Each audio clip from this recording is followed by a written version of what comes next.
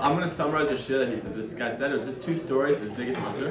His Rishragi Kalas. Everybody has to get on that Rishragi train. I'll send you the share if you want it. It's amazing. I'm going to butcher it. But he said 2 stories. The first story is a story of SHAYA'LA.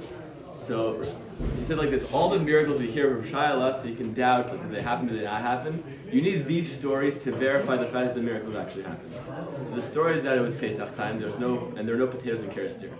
So SHAYA'LA's whole inyan was feeding people, especially Malos Litin, which is for all of us coming up to help people provide for their families for Pesach, which is a big inyan. And there were no potatoes. So SHAYA'LA, he was collecting money. He had a lot of money, but he had no potatoes. Finally, he got wind that there was this non-Jewish paritzer who had a whole storehouse of potatoes. The only problem is he wasn't really selling them because he knew how expensive they were because the Jews need potatoes. What are you going to do? So SHAYA'LA gathered his entourage. He went to this guy. He said, I want to buy all of your potatoes. He said, okay, how much money do you have? So SHAYA'LA said, I have, whatever it is, 10,000 rubles, however much he collected. The guy laughed in his face. Like, are you serious? Like, no way, there's no chance. So SHAYA'LA looked at him in the eye. I said, okay, what do you want? I'll give you anything you want. What do you want? So he looked at him and said, you're the rabbi from KERESTIR, right? And it happened to be, everybody knew of the most of SHAYA'LA. Everyone knew that he was a huge Baal miracles every day.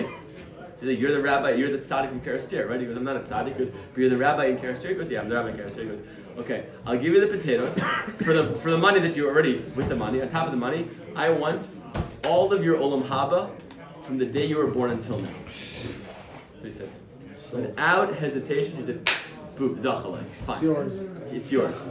He wrote a whole contract, a whole thing. I don't want a whole thing, a fake sale. I'm a guy, this, according to the Shita. I want your olam haba. He said, fine, boom, done. And he gave it to him because for SHAYA'LA he understood that the smallest thing could be the biggest thing. So the Chofetz Chaim said that the same with investment. You can have a person who has the best product in the world, but he can't sell it, and he goes bankrupt. And a person who can sell Jews who made their money with shmatas. Because a good businessman can take the smallest thing in the world and make it to the biggest thing. There are Jews here at Yitzis for sure, one example, but someone who take a biggest Amazon, a benching, a tefillah, which is 3 minutes, which you have to do anyways. Like it's like the biggest nebach. Like you can't talk to Hashem for 3 minutes. It's like the guy who go to like a social mixer with all your friends who you already know, and like you can't keep a conversation for more than 30 seconds. You don't want to be that guy. But like Kosh Baruch, you have to bench anyways. It's the biggest in the world, and you just throw it away. So then he told this story to bring it home. It's actually one of the funniest stories I've ever heard. I was on a run, listening to the shir. I stopped in the middle of my run and started laughing hysterically. The story was so funny. I'm going to butcher it, but you should hear from him. But the story's like this. He said, a guy came up to him.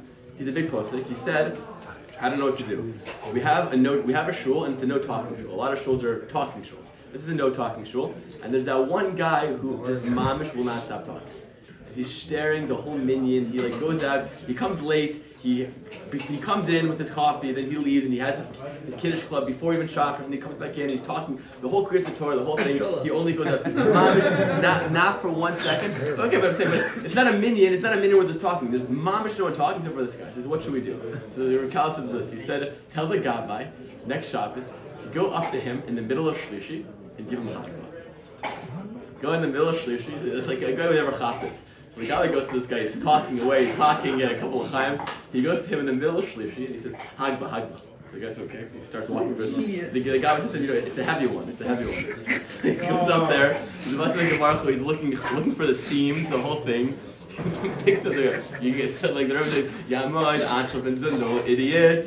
Boom, Torah in the air, middle of Shlishi. So needless to say, he didn't come back to shul for 3 months. And then finally he came back. So he said in the shir, he said, so you have to ask 2 kashas on this. So he brought this as an example of somebody. I don't really have a message. It's just a funny story. But he brought us an example of someone who can take the talking in shul is that he says 2 things. First of all, what about Kavod Torah? You're doing HAGBA in the middle of an aliyah. Right? It's a big design for Torah. So what are you doing? He said this week's past parsha, Moshe Rabbeinu takes the luchos, throws them on the floor. He says, Halavai, I should take the Sefer Torah, I should throw it on the floor in front of this person's face for talking. That's what he said. This is no design for Torah. So the Gemara says that Bate Midrashs are destroyed for people who talk because of talking in shul. So for that, what about Mam Pnei T'chai B'Rabim? You're embarrassing a person.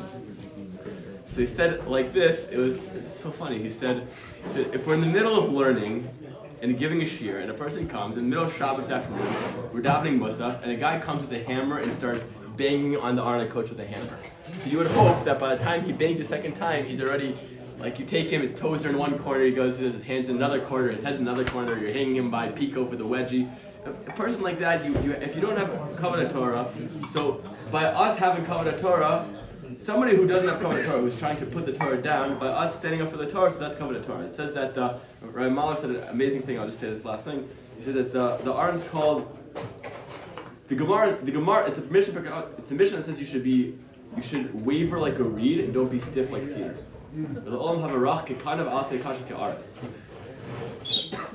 Because in general, we're not supposed to be mocked with other people. Other Jews have their own abode. It's not our place to be mocked with them. But it says the Aron though was made out of ate shitim. It's called the Aron ate shitim. The Aron HaKodesh is made out of cedar wood. Because when it comes to our principles of Torah, we have to stand up strong for Kavod Torah. Kavod Torah, we have to stand up strong. So he says the last thing he says is that this I saw in another sefer. It says it's called the Aron ate shitim, but nobody ever saw the ate shitim. Right? If you think about it, it's gold on the inside, it's gold on the outside. But Saul, when he was building it, saw the wood for 1 second. But when he saw the wood, it wasn't even the Aron. But it's still called the Aron ate shitim because based off of the part of the Aron that nobody sees, which makes no sense. But he says the whole Indian of Torah, our whole chelik of Torah, our etzem of a person is a part of us that we don't see.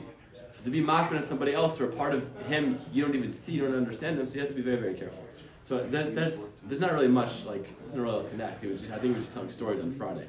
But it's really hilarious. I can't imagine if you got HAGBA in the middle of SHLISHI. Don't be that guy. You just